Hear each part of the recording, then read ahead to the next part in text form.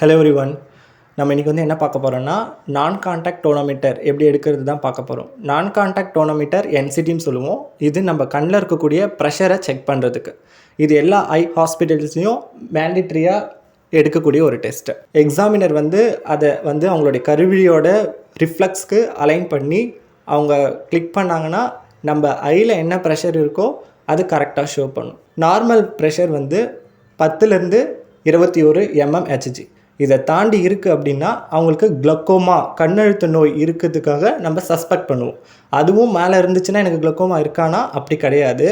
நம்ம அதுக்கான further test சொல்லுவாங்க. கண்ணோட நரம்பு அப்புறம் அதோட கருவிழியோட திக்னஸ் எல்லாமே பார்த்துட்டு இருக்கா இல்லையான்னு நம்ம சொன்னதுக்கப்புறம் தான் அதுக்கான மெடிக்கேஷன்ஸ் எடுக்கணுமா என்னென்னு பார்க்க முடியும். நீங்களும் உங்கள் ஐ ப்ரெஷர் செக் பண்ணிக்கோங்க. கண்ணில் எந்த பாதிப்பும் வராமல் பார்த்துக்கோங்க. குளோக்கோமா பற்றி டீட்டெயிலான வீடியோ வேணும்னா வரப்போகிற எல்லா வீடியோவும் பாருங்கள். சப்ஸ்கிரைப் பண்ணுங்கள்.